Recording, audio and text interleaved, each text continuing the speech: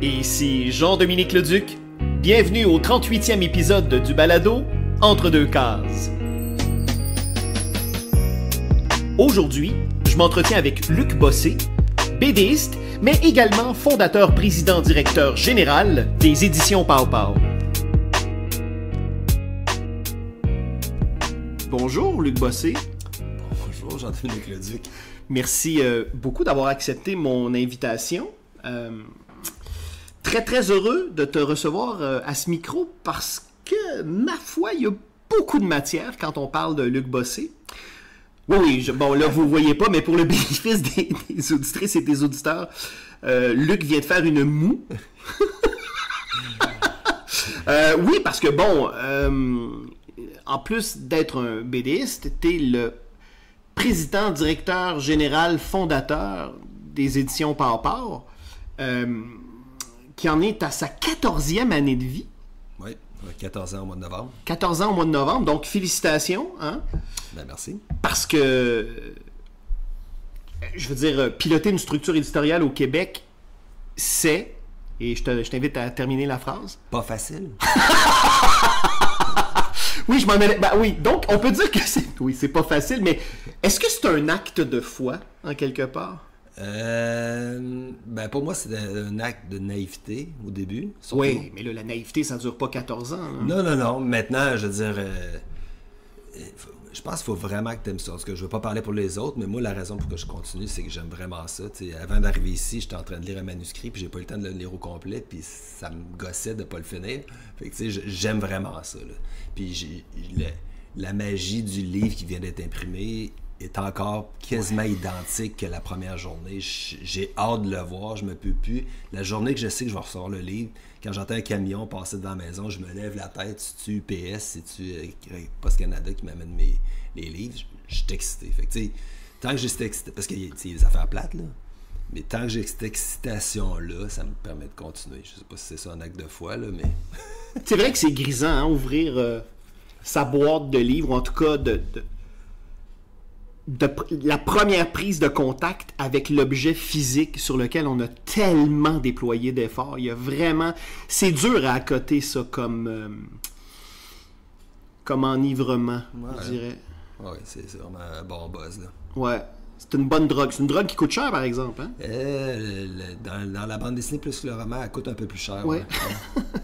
Alors, je me souviens d'avoir réalisé avec toi une entrevue pour le Journal de Montréal au tout début, moi, de mon mandat, donc en 2011, ce qui fait en sorte que Pow Pow avait à peine un an. Et je me souviens de t'avoir posé la question, à savoir, c'est quoi, quelle sera la ligne éditoriale de Pow Pow? Espèce de question quiz. Et en tout cas, une chose est sûre. Ce que Pow Pow a réussi à faire, et là, je vais faire une analogie à The Fast and the Furious. C'est que tu as réussi, je sais que ça semble un peu loin, mais tu vas voir. C'est que tu as réussi à fonder une famille. Et la famille, c'est plus important que tout. Alors, tu t'es entouré d'une famille de collaborateurs, d'autrices, d'auteurs, mais aussi d'un lectorat qui t'est extrêmement fidèle. Il y a quelque chose avec Pow Pow que moi, j'avais jamais vu dans la bande dessinée québécoise. C'est qu'il y a des lectrices et des lecteurs de Pow Pow. Il y a un nouveau Pow Pow qui sort, ça leur prend. Sans égard à qui l'a fait, peu importe, là. Il y a un nouveau Pow Pow, donc ça me le prend. Et ça, il n'y avait pas de cas de figure dans la bande dessinée québécoise avant ça, en tout cas de mémoire d'homme. Ça te dit quoi, ça? Qu'on a réussi. Parce que au début, je me rappelle quand ça faisait même pas un an là, l'entrevue de Motel Galactique venait juste de sortir, je pense que c'était le 3e livre, là, me semble. Oui, il y avait eu Sviane, Yves, puis il me semble que Motel Galactique c'était le 3e, c'était au Salon de Québec, me semble qu'on s'est vu, ça se peut-tu? Non, c'est au Salon de Montréal. Ah ouais? Okay. Oui, c'est avant Noël. Oui, je me souviens. Ça faisait à peine 2 mois que j'écrivais pour le Journal de Montréal. Okay, ça faisait un an exactement. Ouais. Au début, mon objectif c'était parce qu'on n'était pas connus, je veux dire, on sortait de nulle part, puis je sortais du monde du graphisme puis de la communication graphique, fait que, dans le monde de la pub, fait que je voulais employer mes skills à fonder ça, faire ton image d'entreprise. Une image d'entreprise, c'est pas juste un logo, c'est autre chose. Puis le format du livre, le choix de papier, au début, c'était en carton craft, puis on sérigraphiait, qui était une très mauvaise idée, mais qui servait, qui avait une fonction, un but, c'était de faire jaser un peu, pourquoi vous faites ça, vos livres sont beaux. Ah, c'est en sérigraphie, c'est fait à la main, les gens les touchaient, puis on se filmait en train de faire ça, on prenait des photos, tu mets ça sur les réseaux sociaux, puis ça fait jaser. Il y avait ça, il y avait le format. Moi, je voulais qu'on ait un esprit de gang, puis que les livres d'auteurs plus connus servent les moins connus, puis que surtout que les libraires aient envie de les remettre ensemble, puis des associés, puis des identifier comme étant partie de la même gang. Puis le format aussi qui n'était pas tellement grand pour de la bande dessinée. Non, un format quand même assez atypique, là. C'est ça. Mais tu sais, je voulais faire une espèce de rapprochement plus avec le monde littéraire, un chevauchement entre le monde littéraire et la bande dessinée. Est-ce que c'est parce que tu voulais faire du roman graphique, Luc? On n'embarquera pas dans cette question. Je te parle d'objets de Oui, excuse-moi. Non, c'est correct. Je suis un cabotin devant l'éternel. Oui, excuse-moi. Pour moi, on fait de la bande dessinée. Tu peux appeler ça du roman graphique, ça me fait plaisir aussi. Pour moi, c'est la même chose. T'sais. Tant que les gens le lisent, peu importe comment ils appellent ça. Oui, mais c'était l'idée aussi d'aller chercher... Est-ce que c'était pas aussi l'occasion et l'idée d'aller chercher un lectorat extra BD? Donc, des gens qui gravitaient pas forcément... Il y avait un peu de ça. Ouais. Oui, il y avait un peu de ça. Fait que, tu sais, là, je te parle juste de contenant et non de contenu. Là, je veux dire, c'est pas une ligne éditoriale, ça. Non. Là, je faisais la charpente pour accueillir le contenu, puis d'avoir une espèce de... reconnaître rapidement, physiquement, les livres. Le carton craft et la sérigraphie a pris le bord éventuellement. Là, on a évolué de ça, parce que mes bras n'auraient jamais tenu. Là, ben, ils tenaient déjà pas, là, mais fait que, pour ce qui est de la ligne éditoriale proprement dit, c'est-à-dire le contenu et non le contenant, ben là, ça s'est dessiné au fil des années un peu par soi-même. T'sais, encore aujourd'hui, quand on remplit des demandes de subvention, parlez-nous de votre ligne éditoriale, c'est encore un peu compliqué. Je veux dire, il y a tellement des genres différents, des formes différentes. Si tu prends du Jules Delporte versus du Samuel Quentin, du Michel Hellman, du Francis Desharnais, il y a plein de choses vraiment différentes, mais ce que j'aime beaucoup aujourd'hui avec le recul, c'est qu'il y a des gens qui vont lire des livres qu'ils n'auraient jamais lus avant, des styles qu'ils n'auraient jamais lus avant, parce qu'ils ont aimé d'autres trucs. Quelqu'un va lire Francis Desharnais ou Samuel Quentin, puis après ça, il se tourne vers Julie Delporte. Je ne sais pas s'il aurait été vers Julie Delporte en partant, s'il n'y avait pas eu... on n'avait pas réussi à établir une espèce de confiance de... T'as aimé nos livres, celui-là aussi tu vas l'aimer, même si c'est pas dans ta palette. Fait que ça, c'est satisfaisant. Ben, et c'est pour ça que j'en reviens à l'idée de l'esprit de famille, en quelque sorte, parce que oui, ça inclut votre équipe, mais ça inclut aussi le lectorat. Puis ça, de réussir à fidéliser des gens sur ce fondement-là, c'est quand même pas banal. Et ça, tu n'as pas pu le décider à l'avance. C'est quelque chose qui arrive. Oui. Puis quand ça arrive, après, ben, tu croises les doigts puis tu travailles fort pour maintenir ça. Via ta structure éditoriale par t'as lancé des gens, ou en tout cas t'as permis à des BDistes de produire leurs premiers travaux largement distribués. Je pense notamment à Samuel Quentin, à Sviane, à Tom, à Sophie Bédard et combien d'autres. Sviane faisait déjà des trucs avec le Stitcha, les affaires là. Ah oui, c'est vrai, oui. Ah oui, le Stitcha, c'est un petit... La plus jolie fin du monde, je veux dire... En fait, Sviane, c'était comme un peu le seal of quality du début. Là, genre, les 2 premiers livres, c'était le mien avec Alexandre Simard et Apnée. Puis c'était un peu la vedette, la star des 2 premiers livres, un peu. Là, je veux dire, c'était ça. Là, je veux dire, si ça avait été juste le mien et celui d'Alexandre, peut-être qu'on serait pas là aujourd'hui. Là, mais j'ai l'impression, corrige-moi si je me trompe, mais j'ai l'impression que même à ce jour, au moment même d'enregistrer ce podcast-là, alors que Sviane n'a pas commis d'album depuis Football Fantasy, c'est 2021? 2021, ouais.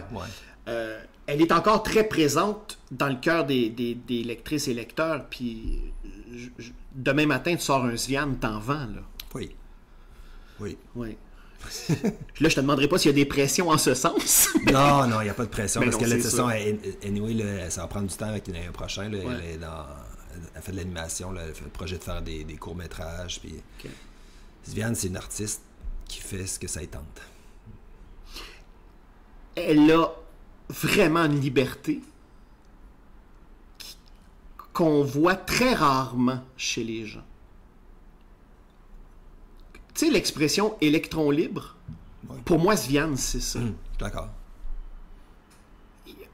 Évidemment, j'imagine que dans sa vie, elle fait face... Tu sais, c'est une mortelle, là, donc elle fait face, elle aussi, à des contraintes. Mais quand on la côtoie, quand on la lit,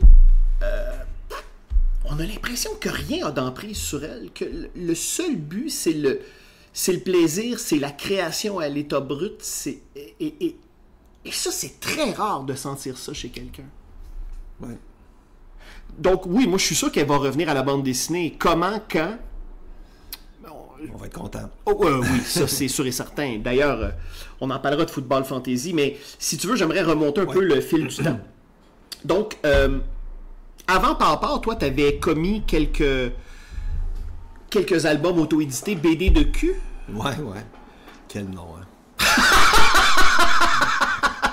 C'est surtout que quand on te rencontre, quand on te voit, espèce de grand gars qui est pas très expansif, très introverti, tu sais, il y a comme déjà là, il y a un décalage. Et dans tes bandes aussi, parce que bon, évidemment, t'as touché beaucoup à la comédie dans tes bandes. T'as fait beaucoup aussi, quand même beaucoup. Ouais, t'en as fait de la pantomime, qui est un genre en soi qui est quand même très exigeant et qui n'est pas reconnu à sa juste valeur auprès du lectorat. Hein, parce que souvent, les gens disent « Ah, c'est muet, ça se lit vite. » Et ça, c'est la preuve qu'il y a un manque d'éducation flagrant quant à la lecture de la bande dessinée, parce que quand il n'y a pas de texte, les clés de compréhension ne sont que dans les dessins. Alors, si tu lis ça en 30 secondes, tu n'as rien lu, tu as tourné des pages. C'est de la lecture, le muet. Oui, c'est de la lecture. Je dirais, Tom, le meilleur exemple du muet, je suis comme le champion du muet, tant qu'à moi aujourd'hui, là, à l'heure actuelle, qui, sans mots, tu déposes le livre, tu as l'impression d'avoir lu un texte. Je veux dire, c'est des... L'écriture, c'est des lettres, c'est des dessins. Là. Fait que, pour moi, c'est la même chose. Là. C'est juste une écriture un peu plus complexe, un peu plus dure à maîtriser, à mettre sur papier, mais quand tu réussis à le faire comme il faut, c'est malade. Surtout son Casa Rodeo, son plus récent, là, qui est paru chez vous. Botanical dernier. Ah oui, qu'est-ce que je dis là? Oui, j'avais l'image de la couverture, mais bon, c'est mon âge, hein, vieillissant. C'est correct.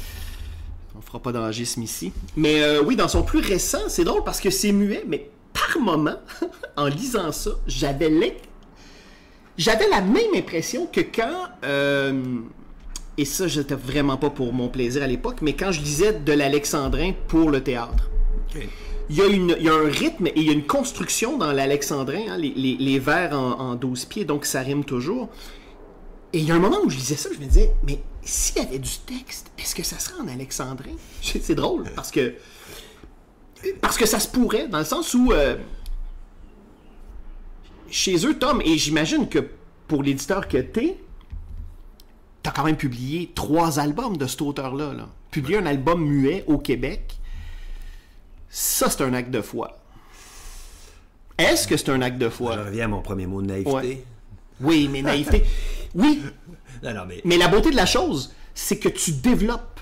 c'est que tu choisis de poursuivre dans cette veine-là et de permettre à cet auteur-là de développer sa voix chez vous.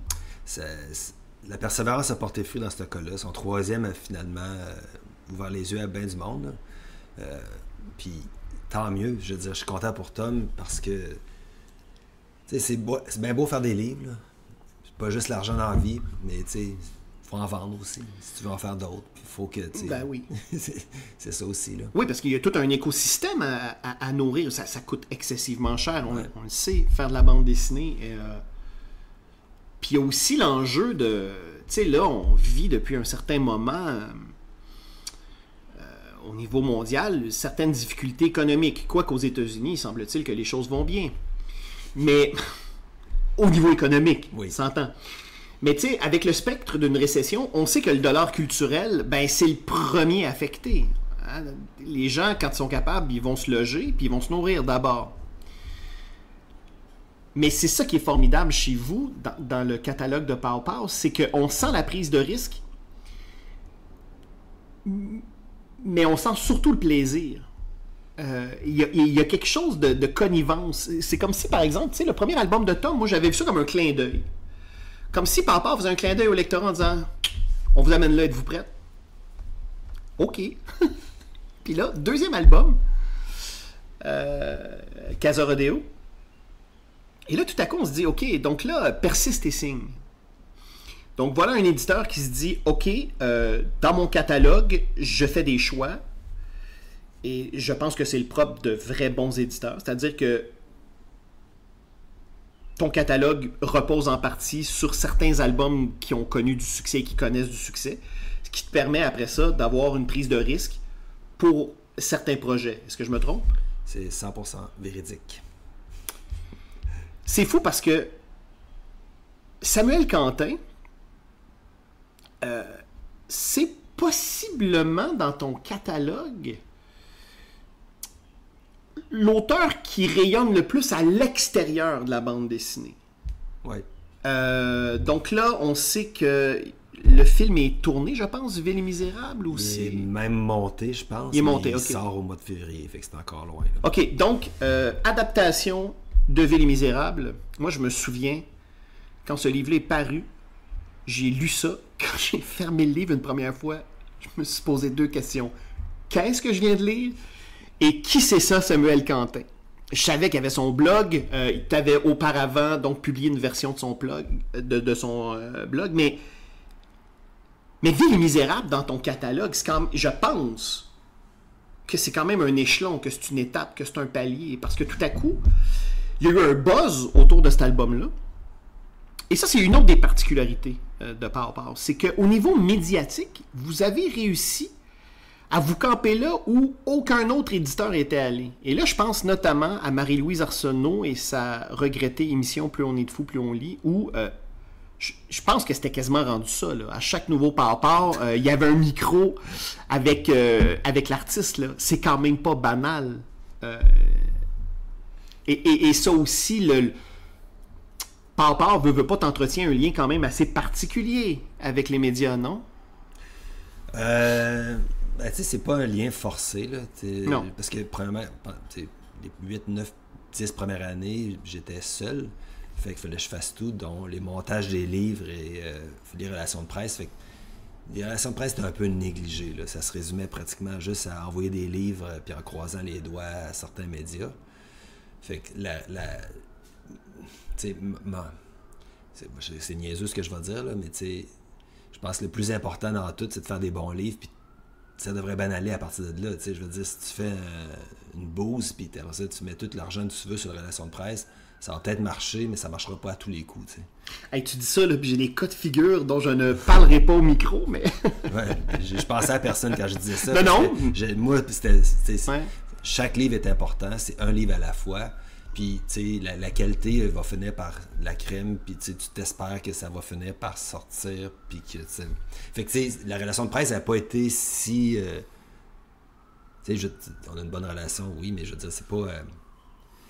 il n'y a pas un suivi agressif, il n'y a pas de... Tu sais, on envoie les livres, on envoie nos communiqués de presse, on fait un suivi quand on a des demandes, mais tu sais, c'est pas... Mais on sent l'intérêt Et chez certains de mes collègues dans les médias, notamment François Lemay au Devoir pour ne pas le nommer, ben, quand il y a un nouveau pare-pare, c'est sûr que tout à coup, les capteurs sont allumés. Là. C'est quand même une bonne nouvelle. Parce qu'il faut se le dire. D'ailleurs, je veux te poser la question. Ça fait 14 ans que tu pilotes une structure éditoriale. Lorsque tu as commencé il y a 14 ans, il y avait beaucoup moins de bandes dessinées annuellement qui paraissaient au Québec. Ouais. Là. Et produites au Québec. Là. Je parle même pas de la bande dessinée étrangère. Là. 14 ans plus tard... c'est cool. Oui, ben c'est justement. Alors moi, je veux t'entendre là-dessus. Puis on reviendra après à Samuel Quentin, une porte que j'ai ouverte un peu plus tôt. Mais je suis curieux de t'entendre là-dessus. Le milieu s'est quand même transfiguré. C'est-à-dire que non seulement il y a des éditeurs généralistes qui, flairant la bonne affaire ou voulant surfer sur une tendance, se sont improvisés un espèce de début de catalogue. Des fois c'est heureux, des fois ça l'est moins, mais il y a beaucoup de structures éditoriales consacrées à la bande dessinée qui sont arrivées dans le milieu là, suite à l'avènement de Pow. Ça te dit quoi, toi, ça, du milieu actuel? Est-ce que tu as l'impression qu'il y a un lectorat assez conséquent pour se servir, pour être bien servi par tout cet écosystème-là maintenant? Ben, à l'époque, je sentais qu'il y avait de la place pour des éditeurs. Ouais. Puis je l'ai dit longtemps, puis je le dis encore, je pense. Il y a encore de la place pour des éditeurs parce qu'il y a de plus en plus d'auteurs qui cognent à la porte. Le talent est là. Puis, tu sais, je veux dire, ça va prendre un peu plus que... Si on veut que le talent soit imprimé puis édité, ça va prendre plusieurs éditeurs. Il y en a un peu plus, c'est tant mieux. Puis je suis content de ça parce que, je veux dire, après ça, tout rayonne ensemble. Je veux dire, quand tu fais là, un festival comme à Montréal, puis là, il faut que tu loues tes tentes, il faut que tu remplisses ces tentes-là si tu veux tirer du monde. Fait que, tu sais, je veux dire, je suis content qu'il y ait plein d'éditeurs. Ouais. Ça veut dire que le marché est en santé. Puis le flair des autres éditeurs, que tu sais, les éditeurs plus traditionnels, tu regardes les statistiques des ventes par genre. Le roman descend un peu, la poésie monte, descend. Puis tu as la bande dessinée qui monte. Oui, la bande dessinée monte, effectivement. Là, c'est sûr que si tu es un homme d'affaires, ce que je ne suis pas, que tu sais, faut faire des pièces. Oh, OK, il y a peut-être de l'argent à faire là, il y a de la pièce. Je pense que tes chiffres-là sont un peu gonflés à cause d'Alexa aussi. Là, je veux dire, quand tu fais les ventes de bandes dessinées au Québec...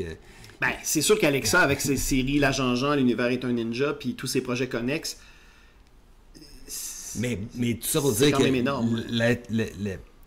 L'intérêt du lectorat par rapport à la bande dessinée, c'est le lectorat qui a changé plus que d'autres choses. Plus que le milieu, c'est ça. Parce que ça fait 15 ans que je me prends dans des événements, puis que j'entends les gens parler, puis le discours a changé. Il y a 15 ans, j'entendais vraiment plus souvent des parents rabattre leurs enfants pour dire que la bande dessinée, c'est pas des vrais livres. Puis c'est même pas une blague, là, j'ai entendu mot à mot. Là, on va aller chercher un vrai livre. Alors que tu as un enfant qui est intéressé à lire quelque chose. Si ton enfant veut lire une boîte de céréales, laisse-le lire tant qu'il lit, puis des mots qui rentrent dans la tête, je veux dire, c'est de la lecture. C'est de la lecture. C'est important, peu importe ce qu'il lit. Tout à fait. Puis la bande dessinée, je pas besoin d'essayer de démontrer que la bande dessinée, c'est en tout cas, bref. Oui, on n'a pas besoin de reprendre ce bâton de pèlerin-là. Non. Mais fait que le lectorat s'est ouvert un peu plus à la bande dessinée, puis il y a des initiatives. Le mois de la BD dans les bibliothèques de Montréal aide beaucoup. Toi, tu fais de la médiation. Il y a quand même un vouloir, un mouvement. Je sais pas qu'est-ce qui est arrivé où. Sais-tu, les gens voient qu'il y a un intérêt pour la bande dessinée. Accompagnons-les, poussons dans ce sens-là parce que c'est ça que les jeunes veulent lire. Ou, puis je dis les jeunes, puis c'est même pas juste les jeunes parce que c'est pas notre lectorat, là, nous autres. Là. Mais en même temps, ce lectorat-là, il a été préparé depuis longtemps. Je veux dire, je te parlais tantôt, avant qu'on commence, que après la COVID, quand il y a eu l'événement, le Salon du livre de Québec, puis là, je voyais débarquer des lecteurs, acheteurs, parce que dans les événements, c'était ça, qui ont 22, 23 ans.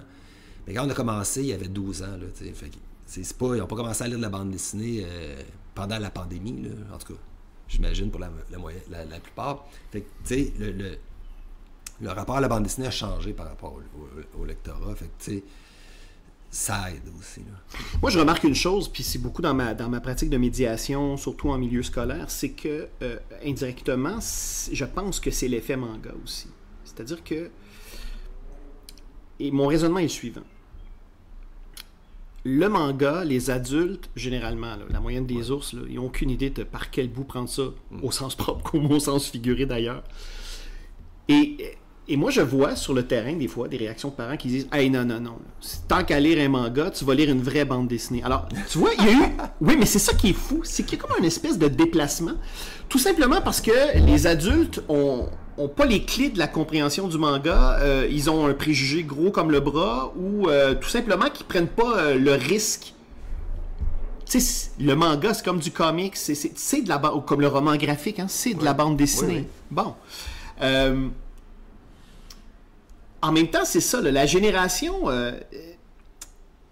qui ont écouté des animés, qui ont lu du manga il y a 10 ans, tout à coup tombe sur un livre de Sviane, un album de Xavier Cadieux. Tu sais, pour moi, la pitoune et la poutine, là,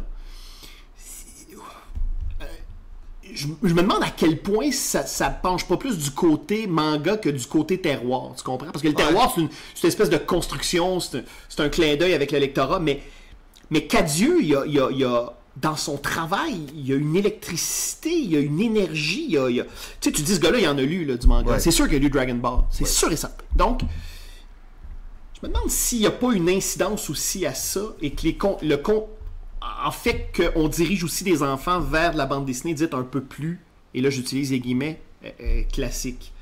Moi je pense aussi que, au niveau de ta structure, et c'est pour ça que j'en reviens à Samuel Quentin, et ça, Michel Rabagliati l'a prouvé des années plus tôt avec La Pastèque, c'est que tout à coup, le succès de Paul, pour moi le véritable succès, c'est qu'il a réussi à percer le cercle serré des lectrices et lecteurs de bande dessinée. Michel Rabagliati a réussi à sortir et à aller chercher un plus vaste lectorat. Oui. Pour moi, Quentin est de cet ordre-là. C'est-à-dire qu'il est allé chercher un lectorat. Tu sais, moi, quelqu'un qui lit un livre des éditions de ta mère, là, par exemple, va lire un Sam Quentin. Oui. Passer de l'un à l'autre, pour moi, il y a une passerelle, il y a quelque chose de naturel ou je sais pas, peu importe, on pourrait nommer des structures comme Loi de Cravant, etc. etc. Mais moi, j'ai l'impression que Sam Quentin a permis, de par son rayonnement, puis aussi de par le ton, la couleur très, très propre à lui, hein, de ses albums, a réussi à aller chercher un lectorat extra bande dessinée. Bon, moi, quand je l'ai lu tout de suite, ça m'est apparu clair. Je me suis dit, ce gars-là vient du cinéma parce qu'il y a une manière de dialoguer, non seulement de scénariser, mais de dialoguer. Et d'ailleurs, moi, j'ai adapté certaines de ces bandes dessinées en lecture publique, puis je veux dire, le travail, il n'y avait pas grand-chose à faire parce que tout est dans les dialogues, tu sais. Mais là, Sam Quentin, ce qui est magnifique, c'est que, bon, Ville et Misérable adapté au cinéma, White Horse au théâtre, et comble du bonheur, mais quand même aussi de l'absurdité, on n'aurait jamais pu prévoir ça un jour, ils ont publié le manuscrit de la pièce de théâtre de White Horse. Alors là, vous avez moyen d'acheter White Horse sans les images. Et ça, pour moi, c'est à la fois de la science-fiction. Il y a 20 ans, on aurait dit ça, tout le monde aurait éclaté de rire, mais en même temps, je trouve que ça témoigne d'une étape importante que la bande dessinée, en général, a réussi à faire, et en particulier par rapport. Ton catalogue, il est vaste dans la palette de tonalités. Qu'est-ce qui fait que Luc Bossé, chez Pawpaw, dans son château, là, dans son grand bureau, là, devant ses... Très grand. Oui, très grand. Et quand son majordome lui amène les manuscrits du jour, qu'est-ce qui fait que le président-directeur général de Pawpaw décide de donner le feu vert à un album? Qu'est-ce qui fait? Qu'est-ce que tu recherches, toi, comme éditeur? Ben, regarde, tantôt, encore avant qu'on part l'enregistrement, on a parlé d'un des livres qui va sortir à l'automne, Tsunami, qui est un néo-zélandais. J'ai aucune idée c'est qui ce gars-là. Son frère a envoyé le manuscrit à la planète entière parce qu'il dit, je veux aider mon frère à trouver un éditeur, il est occupé, il sait pas quoi faire, bref, peu importe la raison. Dans son courriel, c'était 3 phrases, je pense, puis il y avait un screenshot, une capture d'écran, désolé, Oui. de la couverture du livre, parce qu'il a déjà été publié en Nouvelle-Zélande. Juste la couverture, je dis, oh, OK, il y a un graphisme là-dedans, il y a quelque chose qui m'interpelle. Je dis, est-ce que je pourrais lire, est-ce que tu as un PDF que je pourrais lire? Sure, here it is. Puis avec un lien, tout ça, je le download, je le lis. Je l'ai lu une page, je l'ai lu au complet d'une traite. Mais là, à partir de là, ben, OK, go. Tu sais, je veux dire, tu sais, je reçois tous les jours des manuscrits, je les ouvre. Des fois, je lis une phrase, je le referme, ou je regarde les dessins, puis je dis non, tu sais, il y en a des fois, tu sais, trop amateur, ça ne vient pas me chercher graphiquement, tu sais. Fait que, tu sais, j'ai pas une liste de dire, OK, ça prend ça, je cherche ça. Je cherchais pas ce livre-là. Il est arrivé, je l'ai lu, j'aime ça, je le veux, tu sais. Fait que c'est souvent comme ça. Après ça, il y a les auteurs qui ont déjà fait des livres avec nous. Là, je suis ouvert à tout ce qu'ils vont faire après, là, tu sais, une fois que... La famille. Ben, non, mais c'est vrai. Oui, il y a un lien. Une fois qu'on a...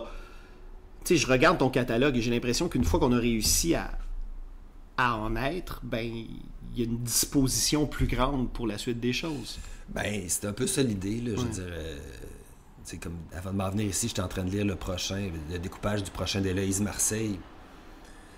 Puis je suis super excité, là. Tu sais, je veux dire, on en fait un autre, puis là, tu sais, je suis content qu'on en fasse un autre, parce que, tu sais, en faire un deuxième, c'est pas facile tout le temps, là, tu sais. Puis qu'elle mette le temps, qu'elle le fasse, puis, tu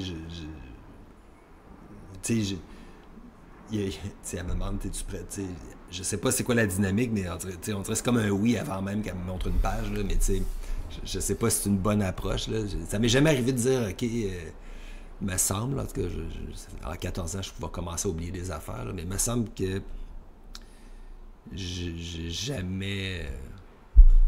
On a toujours fait le livre de quelqu'un qui voulait faire un autre livre, me semble, en tout cas. Je me trompe peut-être, là. Mais c'était quoi la question initiale? Là? Il y avait... Qu'est-ce qui fait qu'un manuscrit obtient le feu vert du président-directeur général? C'est ça. Faut que j'aime ça. Non, mais comment tu veux... Non, mais il n'y a pas de... ça prend, ça doit... Parce que, tu sais, dans le milieu de l'édition, là, quand c'était des grosses structures, souvent, ils vont être à la recherche. Ça nous prend du livre de 14-17 ans, ça nous prend un tel genre, ça nous prend ça. Tu sais, il y a comme des listes d'épicerie et tout ça. Oui, parce que, entre autres, un des enjeux des éditeurs généralistes, et peut-être qu'on le dit pas assez, mais c'est de réussir à vendre des livres aux institutions. Donc, les bibliothèques municipales, les bibliothèques scolaires. Ça, c'est quand même un enjeu, là. Oui, mais en même temps, ça va peut-être arriver que durant une saison, on va faire 3 livres qui se ressemblent. Ben, pas qui se ressemblent, je veux dire, qui sont dans le même genre, peut-être 3 comédies. Il n'y a pas de calcul savant de, bon, ça nous prend un peu de drame, un peu de ci, un peu de ça. Puis là, tu sais, bon, notre année est faite, là. C'est plus... OK, c'est quoi les livres qui sont prêts? Oui, ça c'est le fun, go, on y va. Puis tu sais, c'est un peu à l'intuition. Oui, c'est ça, exactement. C'est ce que je m'en allais dire. Ouais. C'est très intuitif. C'est que ça, quasiment. Là, mais en même temps, c'est tous des livres que j'adore vraiment beaucoup. Fait que tu sais, il n'y a jamais eu de navet que je dis pourquoi j'ai fait ça? Ou pas un navet, mais un livre, avec le recul, ouais, celui-là, on aurait peut-être dû passer par-dessus. Fait que faut que je m'écoute, faut que j'écoute les petites voix, puis j'ai pas de réponse pour toi, finalement. Ben, peut-être que tu auras une réponse à ma prochaine question, parce que tu parlais de Tsunami, donc qui sera traduit en français, album d'un auteur néo-zélandais, extraordinaire album, que j'ai lu hier soir, et j'ai reçu ça comme une tonne de briques en pleine face, là. Quel excellent album. À quel moment, Luc, dans le parcours, t'as décidé d'ouvrir ton catalogue à de la bande dessinée étrangère et donc à la traduction? Encore là, ça s'est fait assez naturellement. C'est plus par opportunité que d'autres choses. Tu sais, au début, je veux dire, c'était...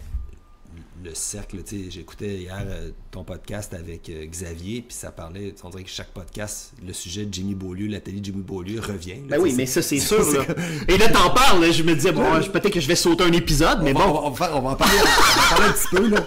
Mais tu sais, je l'ai fait 3 fois, cet atelier-là. J'ai rencontré plein de monde, Exposine, les ateliers. Mais au moment que j'ai commencé, en 2008, 2009, 2010, il y avait comme un bouillonnement quand même. Là. Il y a eu en même temps beaucoup de... Catherine Oslo était là, Gilles Delporte, La Mauvaise Tête était là aussi, il y avait David Turgeon à l'époque, il y avait Alexandre Fontaine-Rousseau, il faisait Pinkerton. C'était ce moment-là, là, ça bouillait, là, il y avait une énergie, il y avait un... Puis, on dirait que il y a eu cette chaleur-là, puis ça a donné plein d'affaires. Puis, au début, il y avait des auteurs super intéressants à publier. T'sais. Fait que j'ai pas eu à chercher ben loin. Francis qui me présente son affaire de Motel Galactique avec Pierre Bouchard, puis puis Michel, que j'avais rencontré, puis il dit « J'ai peut-être un livre pour toi, Mylan, qui c'est un des plus grands succès de Papa, puis c'est un livre qu'on vend encore 12 ans après, 13 ans après. » Puis que, tu sais, probablement que ça s'était appelé Mon Quartier, probablement qu'on n'aurait peut-être pas vendu, mais... ouais. Non, mais sans joke, je veux dire. Le titre a joué, mais je veux dire, c'est un excellent livre. Fait que, tu sais, je veux dire, le titre, c'est une chose, mais il faut que... Encore, j'en reviens tantôt, il faut que tu aies la qualité, puis que, tu sais, bon... fait que... Il y a eu ça au début. Fait qu'il n'y a pas eu j'ai pas eu à chercher bien loin, mettons. Là. Puis en même temps... Il fallait que je bâtisse un peu ma confiance, dans un sens. Tu t'approches pas Guy Delisle, puis tu as fait 3 livres, puis tu dis « J'aimerais ça faire un livre avec toi, Monsieur Delisle. » Puis il y a eu l'épisode Lewis Trondheim aussi qui s'est présenté. Oui, parce qu'il faut le dire, il y a un moment où l'association croise le chemin des éditions Pawpaw.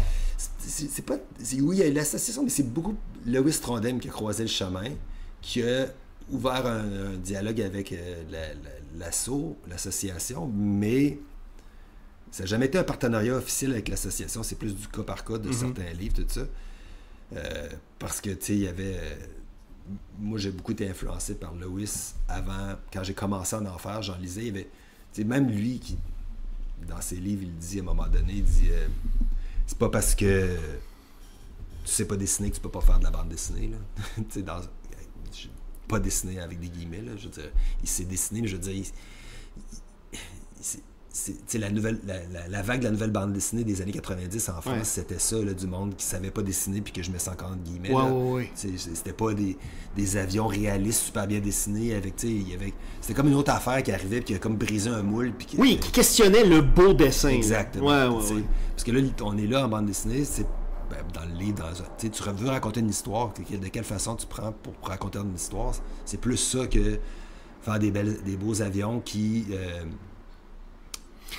Tu comprends ce que je veux dire par beaux avions? Qui correspond à tous les détails, là, que des spécialistes d'aviation vont faire « Oh non, mais là, tel boulon! » Alors qu'en fait, une bande dessinée, pour moi, Luc, puis corrige-moi si je me trompe, là, pour moi, le principal enjeu, le premier enjeu d'une bande dessinée, c'est la lisibilité. Qu'est-ce que ça raconte et est-ce que c'est clairement raconté?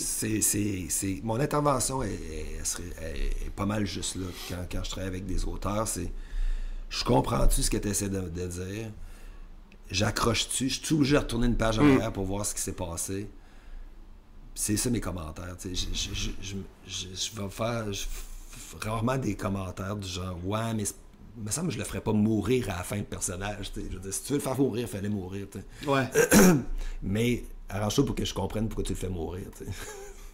Parce que, tu sais, au niveau des traductions, ce qu'on remarque aussi, c'est que les albums étrangers qui intègrent le catalogue de Pawpaw s'intègrent tout naturellement.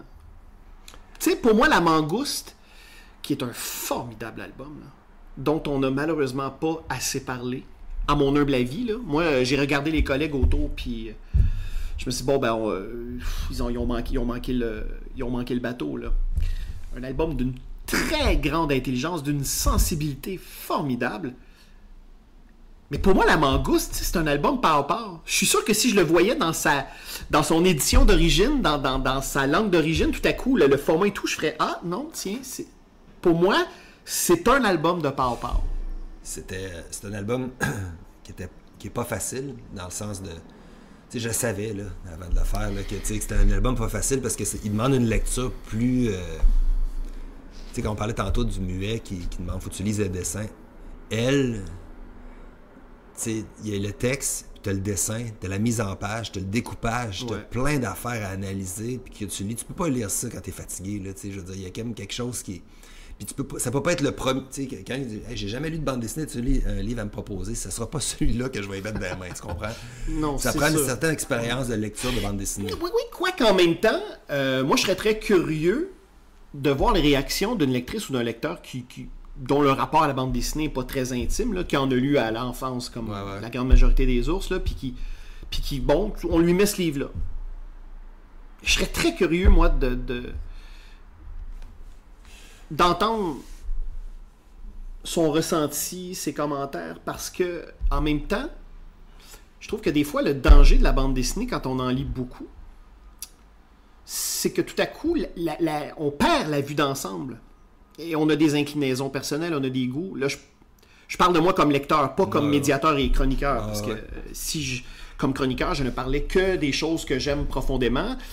Ça ferait 13 ans et demi que je travaillerais plus. Dans le sens où mon travail, c'est de reconnaître les qualités intrinsèques d'une œuvre, de la mettre en contexte, puis de dire aux gens, vous voulez lire quelque chose, lisez ça. Et bon. La Mangouste, pour moi, oui, c'est une lecture qui est prenante aussi au niveau émotif. Oui. C'est quelque chose de... C'est pas du léger. En même temps, c'est si bien raconté que moi, je serais très, très curieux. Oui, c'est un album qui est exigeant, mais justement, quelqu'un qui ne lit pas de bande dessinée, tiens, justement, à question quiz, toi, dans ton catalogue, là, ou en général dans la vie là, de lecteur, là, si tu avais un album à mettre dans les mains de quelqu'un qui te dit que la bande dessinée c'est un sous-genre ou que c'est pas intéressant ou que c'est pour les enfants ou quoi que ce soit, tu lui mets quoi dans les mains? De chez Papa. Ou en général, parce que là, je veux pas que tu brises le cœur de ton équipe. Ça arrive dans les événements que j'ai à faire cette proposition-là. Voilà, quelqu'un, je vais acheter un cadeau pour mon père.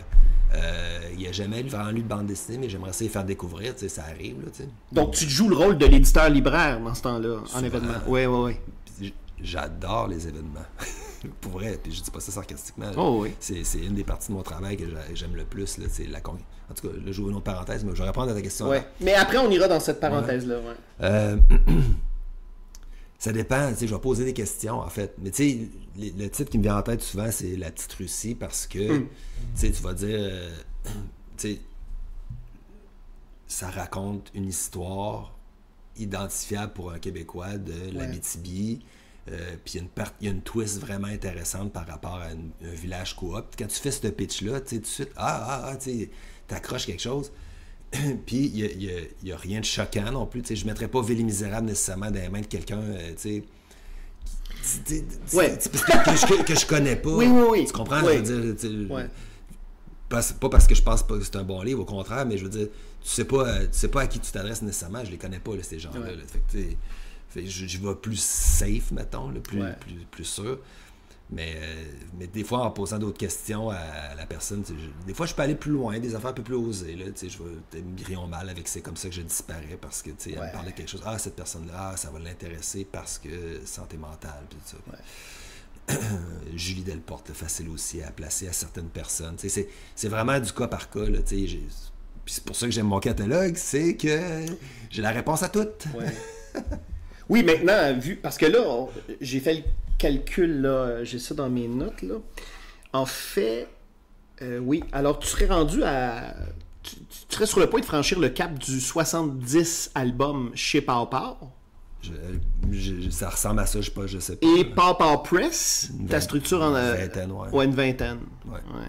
Mais d'ailleurs, les événements, parlons-en, parce que c'est vrai que dans le cas de certains... petites structures éditoriales se consacrant à la bande dessinée ici au Québec, les petites équipes, les équipes réduites, les éditeurs, les éditrices, on les voit d'événement en événement. À quel point un événement comme un festival ou un salon du livre, c'est important pour Pow Pow, pour l'éditeur que t'es? Au-delà des ventes, là, on s'entend. Ouais, parce que si c'était juste une question de vente, il y a plein d'événements qu'on ferait pas. Tu sais, je veux dire, il y a des événements qui sont pas rentables.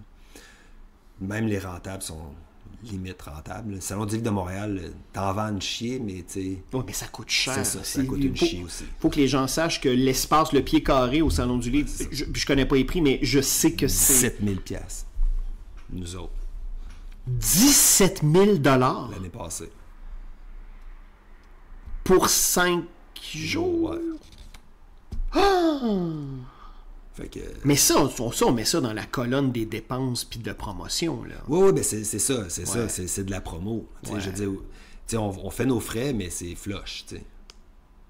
Aïe, Fait que, aïe, tu fais ça pour te faire voir, te faire connaître, la rencontre des auteurs avec... Oui, puis ça permet de réseauter aussi, c'est sûr et certain. Exact, Ouais. Puis moi, c'est pourquoi j'aime ça au bout, c'est que là, tu sais, les auteurs sont souvent chez eux, on les voit pas si souvent que ça, tu sais. Mais là, la gang débarque, puis là, c'est le fun. Là, on jase, tout ça, puis là, j'ai pas mal de les voir, de parler avec eux autres, puis de passer du bon temps. Puis l'autre partie que j'adore, c'est la rencontre avec le public. Ça rend la chose concrète. Tu sais, je veux dire, chez nous, tout le temps, tout seul, quasiment.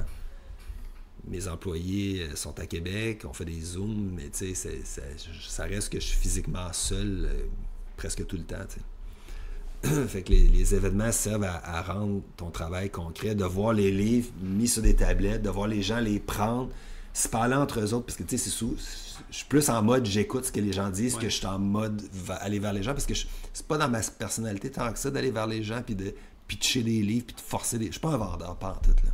Si tu viens me parler, je vais te vendre des affaires, là, mais j'irai pas vraiment vers toi, tu sais. Mais j'écoute beaucoup les conversations, puis tu sais, déjà... Hey, papa, je les aime. Ah, ce livre-là, il est malade. Hey, cette autrice-là, c'est vraiment bon ce qu'elle fait. Tout ça, là, c'est super le fun. Pour ça, ça vaut la peine de faire les événements. Donc, comme éditeur, ça te permet de prendre le pouls du lectorat, en quelque part. Aussi. Ben oui, mais ça. Parce que, tu sais, dans ton château fort, là, avec ton majordome, t'es quand même un peu... T'es quand même à un bras de distance du plancher des vaches, là. Tu sais, les éditeurs, vous avez pas le temps là, d'aller vous asseoir en librairie puis d'observer... les acheteurs potentiels, d'étudier leur comportement, c'est pas, ça se passe pas là. Non, vraiment pas. Oui, c'est le fun d'aller parler avec les libraires, mais d'observer le comportement d'un consommateur dans une librairie, oublie ça, là, tu sais. Faudrait que je passe des heures et des jours pour essayer de voir, parce que, tu sais, je veux dire, quelqu'un rentre dans une librairie, l'offre est grande, il n'y a pas juste Papa, là. Mais quand il rentre dans le kiosque, il y a juste Papa. Ouais. Puis là, tu vois vers quoi il s'en va, quelle couverture. Tu sais, le livre de Tom, Botanica, là, ça a été le livre le plus touché quasiment dans les derniers événements. Tu sais, c'est comme le livre, on dirait que les gens le verrent. Puis là, tu essaies de comprendre pourquoi. Couverture, le fond mauve. Ouais, avec un truc plus... Je sais pas pourquoi. Mais la composition, quand même, avec le... Ouais. Il y avait quelque chose d'attirant dans ce livre-là. Les gens allaient vers ce livre-là. T'sais. Le trait aussi, hein, Tom, il y a une swing vraiment forte. Il y a une swing... tu sais, pour moi, je lis du Tom, j'ai l'impression de lire, et là, c'est un compliment que je vais lui faire, mais ça me rappelle des histoires de Karl Barks, de l'oncle Picsou. Au niveau de l'arrondi, du swing, du mouvement, tu sais. Et il y a plusieurs générations qui ont été biberonnées à ça, donc forcément, il y a quelque chose d'imprimé hein, dans l'inconscient collectif. Donc tant mieux que les gens soient attirés par le plus récent album de Tom, parce que... Puis là, il y a d'autres couvertures, tu te dis, mais pourquoi les gens ne prennent pas ce livre-là? Tu sais, il y a des moments plus frustrants, parce qu'il y a des livres que j'aime vraiment beaucoup, puis les ventes se concrétisent pas, puis je comprends pas. Puis là, ça me fâche, là, genre. Ben, ça me fâche, pas fâche, mais j'essaie de comprendre, parce que, tu sais... En tout cas, on n'aimerait pas personne, là, mais il y a des livres, là, que... Mais là, pendant que tu parles, justement, je regarde... Ah ben, puis ça, c'est une autre chose aussi, que je trouve que c'est tout à fait dans la signature et dans l'esprit de Pow Pow. L'ingénieuse idée de proposer un calendrier papier analogue, ce qui est formidable, là, parce que les maudites applications, c'est fatigant. Mais au-delà de ça, c'est aussi le prétexte pour présenter. C'est un catalogue calendrier. Et là, d'année en année, le catalogue et donc calendrier se bonifie. Donc, à la fin du catalogue, on a... à la fin du calendrier, on a le catalogue. Et là, tu sais, je regarde... C'est fou parce que c'est un voyage dans le temps. De voir tous ces titres-là. Tu sais, j'étais curieux de t'entendre sur l'arrivée de Guy Delisle dans le catalogue de Pow Pow. Parce que là, tu as récupéré les droits québécois pour ces albums qui avaient été publiés à l'association, donc Pyongyang Shenzhen. Ouais. Et là, tu as publié, je pense, en 2020 ou 2019-2020, Chronique de jeunesse de Guy. Ouais. C'est quand même pas banal d'avoir Guy Delisle dans son catalogue. Vraiment pas. Parce que, tu sais, des fois, je me pince parce que, tu sais, avant d'en faire, puis avant de penser d'en faire, j'en lisais. Je veux dire. Ouais. Puis, tu sais, ces livres-là, Shenzhen puis Pyongyang, je les ai À achetés. l'assaut, là. Je les ai achetés chez Fichtre, tu sais. Puis, tu sais, je Mon Dieu, que j'ai dépensé de l'argent, là. Moi aussi. Tu sais, dans le temps, j'en faisais de l'argent Ouais, moi quand aussi. j'avais une vraie job. Ouais, là. ouais, moi aussi. Puis une Oh, fois mon par Dieu. semaine minimum, là, puis je te claquais, tu sais. Je travaillais pas trop loin, je passais à côté, je rentrais, puis je sortais rarement de là sans livre dans les mains, là. J'en ai dépensé de l'argent, j'en ai lu de la BD. Puis Guy Delisle, c'est un de mes préférés. Puis, tu sais, aujourd'hui, que je vais prendre un verre avec, puis on jase, puis je le publie. Il y a comme quelque chose qui est surréel. Louis Trondheim, même chose, là, tu sais, je veux dire... Avec Guy, je m'en viens à Montpellier, je peux aller te voir avec plaisir. Il y a quelque chose qui est comme le fanboy qui en moi qui est comme vraiment qui trouve ça capoté un peu. Là. Puis en même temps, tu sais, Guy, c'est un gars... C'est pas une diva, là. Vraiment pas. Là. Non, puis tu sais, c'est un... Il est pas extraverti, c'est quelqu'un de très, très accessible, affable. Il est réservé quand même. Là. Oui, c'est ça. Ouais. Pour l'anecdote, je me souviens une fois, il y a quelques années, j'avais fait une entrevue avec lui, je pense pour le Journal de Montréal. Et je l'appelle de mon cellulaire chez eux en France. Il rentrait, il venait de finir de couper son gazon. Puis là, je me disais, c'est quand même incroyable. Tu sais, pour le commun des mortels qui vont lire mon article, j'ai interviewé. Et il faut le dire, c'est une star de la bande dessinée francophone. Là. C'est une méga star, Guy Delisle. Moi, j'étais là l'année Angoulême, en 2012. Je couvrais Angoulême pour le Journal de Montréal, donc à ma deuxième année en poste, l'année où il a remporté le Grand Prix pour Jérusalem. Là, je me disais, les lecteurs, ils n'ont aucune idée que Guy Delisle, là, 30 secondes avant de prendre l'appel, il était dans le cours puis il finissait de couper son gazon, tu sais. Et c'est ça, c'est un gars super accessible. Et quel talent. Alors dis-moi, sans vouloir te commettre, j'imagine qu'il finira bien par y avoir un autre projet avec Guy Delisle. Probablement, oui. Probablement. Mais tu sais, encore là, plus tôt tu me demandais, tu sais, je pousse pas, là. Mm-hmm. Aucun auteur, je pousse, là, tu sais. Fait que parce que, tu sais, des fois, j'ai déjà posé la question, parce que des fois, pour le biais des demandes de subvention, tu dois présenter ton programme pour les 4 prochaines années. Fait que là, on demande à tous les auteurs, vous, des projets en cours, tu sais. Ouais. Il dit, j'en ai en cours, celui-là, c'est pas, je le vois pas chez vous, celui-là non plus. J'ai peut-être celui-là un jour, mais tu sais, un jour, tu sais. Mais là, c'est sûr que dans une demande de subvention, j'imagine, encore là, j'imagine, je sais pas à quel niveau ces gens-là, du côté des fonctionnaires, ils sont connaissants, mais tu sais, quand un Guy Delisle à venir dans ton catalogue. Je sais pas comment. Ben en fait, c'est des évaluations de pairs. Fait qu'il faut que les pairs connaissent. Ah oui, donc c'est ça. Donc en fait, oui, c'est ça. Alors si c'est des pairs du milieu de la bande dessinée, évidemment, Guy Delisle. Je sais pas si c'est juste du monde de la c'est du monde de la littérature large, je pense. Oui, puis je pense aussi des arts comme les peintres. Pas pour les éditeurs, je pense. Ah les non, éditeurs, ok. je pense que c'est des pairs éditeurs. Ah non, ça c'est pour les subventions aux projets pour les artistes. Oui, c'est ça. Mais pour les éditeurs, je pense que ce n'est que des éditeurs. Je pense, là. J'ai déjà fait partie de comités de pairs, mais pour les projets, non. En tout cas, bref. Oui. Ouais. Mais je sais plus d'où on est parti de cette affaire-là, mais... Non, mais en fait, c'est que je te demandais... c'est parce que tu me parlais des prévisions. Ouais. Que lorsque tu remplis des demandes de subvention... C'est voir d'autres livres de Guy. Ouais, c'est ça, voilà. Ben oui, probablement. En même temps, le futur est jamais certain, là, je veux dire... S'il peut changer d'idée, peut-être qu'il t'a envie de faire ce livre-là, là, Ben, le futur, c'est pour plus tard. Puis moi, j'ai l'impression que même si tu dois quand même... que tu dois travailler à prévoir et tout ça, le fait que tu pousses pas, hein, parce que c'est très mauvais, s'acharner dans la vie, ça amène rarement des choses concrètes et positives. Et dans ton cas, ça semble vraiment te réussir. Et je parlerai pas de lâcher prise tant que d'une ouverture. Je te sens, toi, ouvert aux opportunités, ouvert à plein de choses. Et je pense que le fait de ne pas pousser, sûrement qu'il y a des éditeurs qui poussent certains de leurs grands noms à faire là. Ça me prend ma locomotive l'année prochaine, là, tu sais. Je pense que dans des maisons d'édition plus grandes en France, avec des plus grosses structures, que là, il y a même des compagnies publiques, là, qu'il faut que tu présentes des chiffres, j'imagine qu'il doit y avoir une pression, là. Mais tu sais... mettons l'éditeur de Bilal, là. Ouais. Mais je pense que j'ai été chanceux jusqu'à maintenant aussi, parce que, tu sais, c'est important d'avoir des livres à chaque saison. Ça aurait pu arriver qu'il n'y ait rien, là, tu sais, je veux dire, il n'y a pas de livre, il n'y a pas de livre. Je veux dire, je peux pas en inventer un, là. Mais jusqu'à maintenant, il y a eu de la chance. Tu sais, la rencontre de Johanna pour La Mangouste, c'est un coup de chance, là. Ça passait à un poil que je la vois jamais, cette fille-là, là, tu sais. Tsunami, c'est un genre de coup de chance aussi.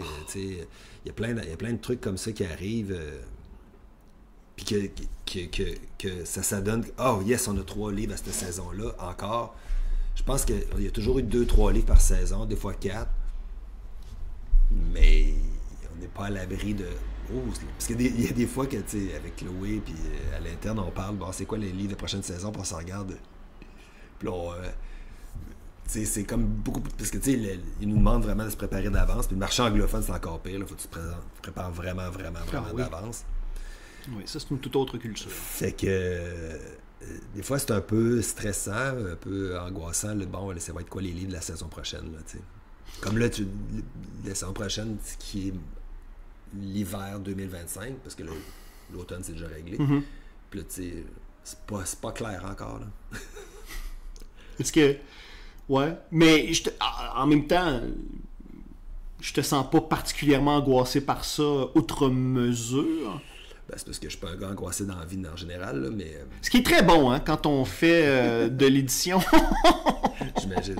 Ben, en fait, pour tout dans la vie.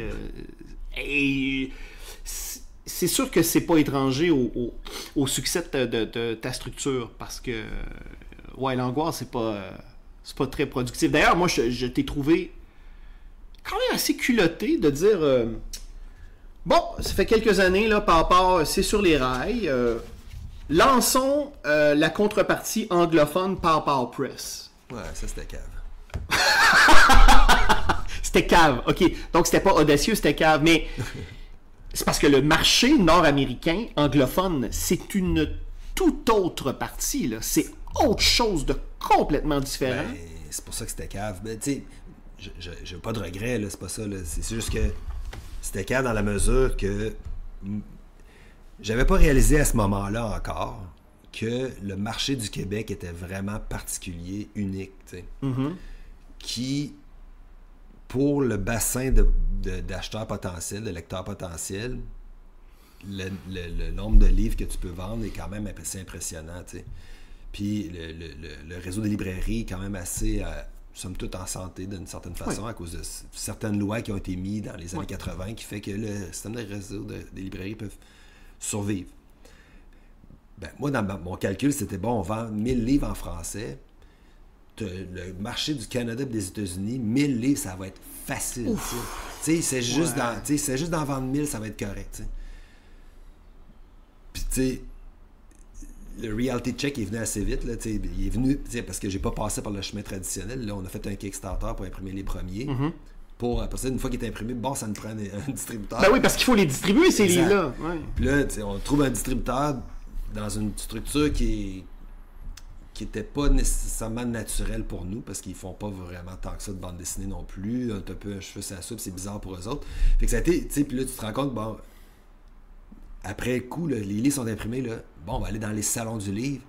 Ça n'existe pas, les salons du livre au Canada anglais.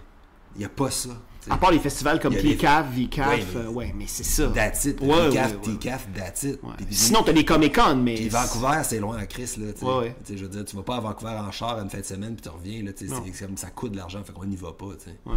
On est allé pour la première fois cette année, là. Fait que. Fait que c'était cave pour ça. Mais là, tu sais, c'est comme quand les premiers livres en français, même chose, tu mets ton doigt dans l'engrenage, je recule pas, j'y vais, je force. Fait que là, c'est ça qu'on fait, là, tu sais. La pandémie a été difficile pour le marché anglophone plus qu'au francophone. Indigo au Canada, ça a été une catastrophe. Il y a eu des retours de masse. Il y a des éditeurs qui ont failli fermer. Fait qu'on n'a pas fait de livre pendant ce temps-là, mais là, on revient à la force, puis on pousse à fond la caisse, en tout cas, avec nos moyens. Puis j'aime l'idée d'avoir une maison d'édition bilingue. On est à Montréal. Tu sais, je veux dire, qu'est-ce qui fait que la bande dessinée du Québec est différente? C'est qu'on a lu de la BD américaine, on a lu de la BD européenne, puis il y a quelque chose, il y a un enfant qui sort de ça. Là, il y a comme fait que un enfant métissé, ouais, c'est ça. Fait que tu sais, d'avoir une bande dessinée bilingue, parce que le tiers des livres qu'on a publiés en anglais, c'est l'auteur lui-même ou l'autrice qui a réécrit le livre en anglais, tu sais. Héloïse, elle a réécrit son livre en anglais. Michel a réécrit ses livres en anglais. Sam a écrit son livre en anglais. Tu sais, fait que, tu sais, c'est pas des traductions, c'est des réécritures, en fait, là, tu sais, c'est pas... Fait que j'aimerais ça qu'un jour, il y ait un peu plus d'auteurs anglophones, qu'on fasse vers le français, tu sais... Oui, c'est-à-dire que là, il pourrait... Parce que là, chez Power Press, pour l'instant, le catalogue est constitué uniquement de traduction de titres de Power en français. Oui. Mais t'exclus pas l'idée... Non. De faire des livres, première version anglaise, non. OK. Mais là, il faut faire nos preuves, là, tu sais, je veux dire, faut attirer, Ben, en fait, c'est que tu refais ce que tu as fait avec Power au point de départ. Absolument. Mais avec quand même quelques acquis, heureusement. Puis là, tu sais, c'était un autre système. Là, on a un nouveau distributeur américain depuis l'automne passé. Puis là, on t'arrête d'en magasiner un autre distributeur américain parce que, tu sais... Mais là, ça a éclaté aussi, là, avec Preview, avec Diamond qui a éclaté. On est allé chez l'enfant qui a été créé par rapport à cet éclatement-là, Lunar. Oh mon Dieu. T'aimes pas Lunar? On a fait une mauvaise erreur, une mauvaise choix. Non, c'est juste que... Non, c'est juste que... Non, c'est pas un mauvais choix. C'est juste que durant la pandémie, pour faire une histoire courte, dans les années 80, jusqu'au milieu des années 90, aux États-Unis, il y avait une pléthore de distributeurs. Ouais. Et tranquillement, Diamond, dans l'univers du comics, a tout ramassé, a tout racheté et est devenu un monopole. Un monopole. Et mais quiconque est propriétaire ou travaille dans une librairie qui tient les produits de Diamond, et ça a été mon cas pendant quelques années, on se rendait compte à quel point c'est une structure qui est très, très bancale. Et la pandémie a frappé. et c'est ça. Et là, tout à coup, ils ont été pris de court. Implosé. Oui, ça a implosé parce que c'était bancal. Et là, tout à coup, il y a une espèce de structure qui est née de ça, une structure de fortune. Et là, tout à coup, il y a quelques-uns qui ont décidé de développer, ou en tout cas d'investiguer en ce sens, là, de lancer des structures de distribution. Et c'est devenu éminemment complexe. Et si tu parles avec des propriétaires de librairies qui tiennent du comics puis de la bande dessinée anglophone, ils vont te le dire, là. Maintenant, tu sais, oui, c'est Diamond, mais oui, c'est Lunar, c'est Random House, il y en a beaucoup, puis là, j'en oublie, là. Mais il y en a beaucoup, puis au Canada, il y en a beaucoup des structures là, qui distribuent, là. Mais donc, c'est ça. C'est un tout autre écosystème. Puis vous autres, dans les Comic-Con... Ouais, mais Lunar, leur réseau, c'est les comic shops. Et nous autres, on va aller dans les librairies traditionnelles. Ben, il faut. Ben, c'est ça. Parce que c'est là que vous allez vendre. C'est ça qu'on est en train de travailler. Puis on n'aura pas le choix. Mais notre distributeur canadien réussit à atteindre quand même, parce qu'il passe un peu aux États-Unis. Puis on atteint un peu les communautés, puis surtout les bibliothèques, puis les librairies, les bibliothèques d'école. Ben, le meilleur exemple de ça, c'est Bone de Jeff Smith. Ouais. Lui, il publiait ça en comics. Je pense qu'il Il y a eu je sais pas combien d'éditeurs différents. Et quand les albums sont arrivés en grande distribution là, dans les institutions et tout ça, et là, Jeff Smith il est devenu multimillionnaire. Là. Et là, tout à coup, il a pu s'installer et, je veux dire, il vit encore très bien de ça aujourd'hui. C'est-à-dire que, oui, c'est ça, l'enjeu, oui, c'est le fun, les librairies de comics, les comic shops, mais votre pain puis votre beurre n'est pas là, là. Non, je sais, mais c'était la façon la plus rapide. Oui. Puis, tu sais, je veux dire, il y a eu un distributeur d'éditeurs indépendants qui a fait faillite il y a 3-4 semaines, là, le Independent Publishers, whatever, là, quelque chose. OK. Fait que là, t'as comme une espèce de crise de bon, il faut qu'ils se replacent tout. Oui, t'as une masse critique de gens qui doivent se retrouver un distributeur. Là. Fait que là, nous, on en vise en particulier, là, je dirais pas là, mais puis que le processus de rentrer là, c'est comme tes entrevues, puis t'as des heures et des heures à passer pour te faire questionner sur le grill de. Genre, c'est comme un emploi, c'est comme une entrevue pour une job, là. Quasiment. Ouais. Là, fait que c'est là-dedans qu'on commence à embarquer. Il faut que tu te fasses présenter par un autre éditeur. Puis, tu sais, c'est pas. En fait, tous les gros éditeurs, même, tu sais, Dimédia ne nous voulait pas au début. Là, je veux dire, faut que tu fasses tes preuves. Faut que tu sais, c'est pas parce que tu as fait un livre que, tu sais, du jour au lendemain, tu as un distributeur, là, tu sais. Non, puis c'est pas parce que tu as fait un livre que tu es un éditeur non plus. L'année prochaine marquera le 15e anniversaire des éditions Pow Pow. Et j'aurais envie de te laisser sur cette question. Es-tu en mesure de me dire s'il y aura des festivités autour du 15e anniversaire? Et qu'est-ce que ça signifie pour toi, en fait, au-delà de tout ça? On se sent comment à son 15e anniversaire d'éditeur? Parce que là tu es en train de finir l'adolescence, là. Ouais. Tu sais, je te dis, je sais même pas encore c'est quoi le catalogue, le programme de l'hiver 2025. Dit-il avec un sourire en coin. Fait que l'automne 2025, qui est le 15e, je le sais pas encore. Mais c'est sûr qu'il va falloir faire quelque chose. T'sais, au minimum, on va prendre une bière entre amis. Ben j'espère bien. Avec peut-être quelques grignotines, soyons fous. Peut-être des petites mises en bouche, là, ouais. des petites bouchées, ouais. Ouais. Tu sais, le cantalou avec, avec une viande en autour. Soyons fous, ouais. Avec l'option vegan, hein? Oui, toujours. Bien sûr, Luc. Il y en a parmi nos autrices auteurs. On va faire de quoi, j'imagine?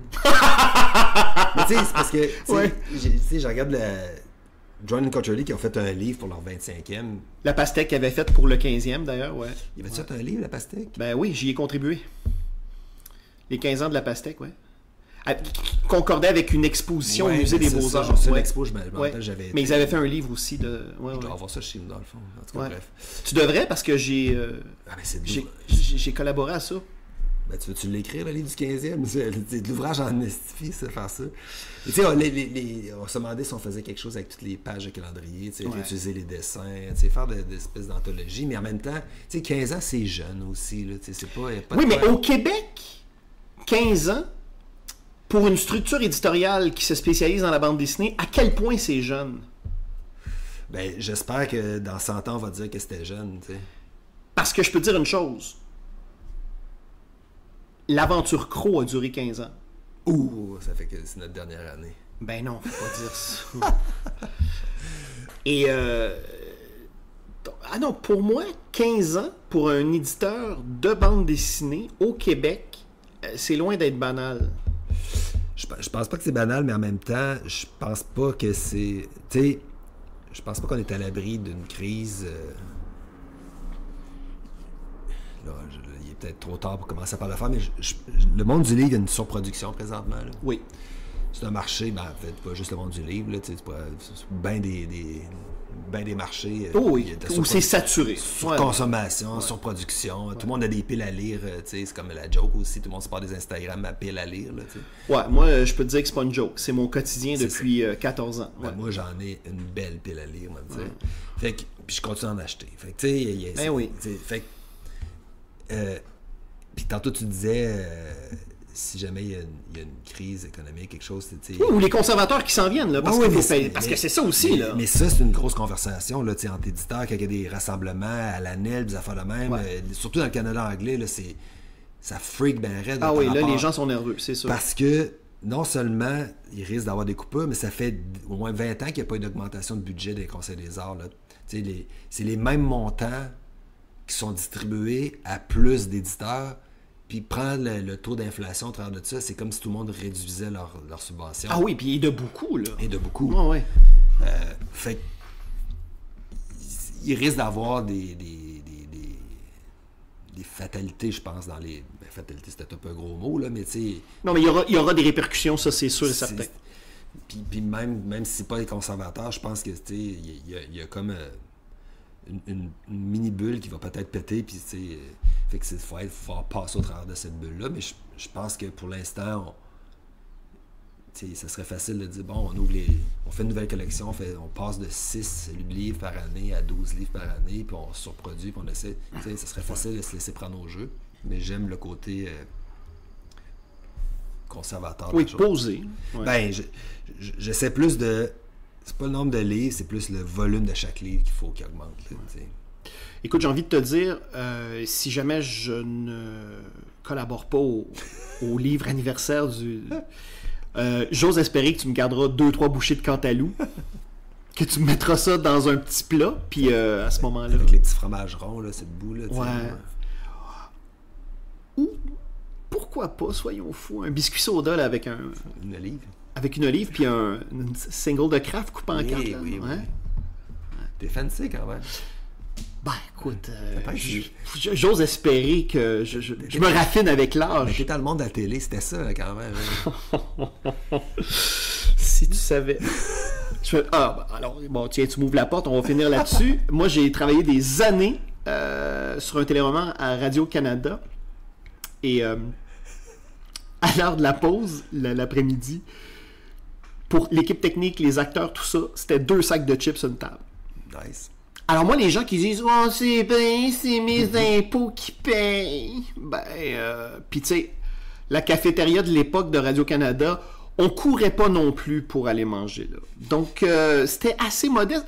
Donc, en ce sens, pour moi, entre le sac de chips au ketchup puis le biscuit avec l'olive puis la tranche de fromage, pour moi, quand même, il y a un certain raffinement là.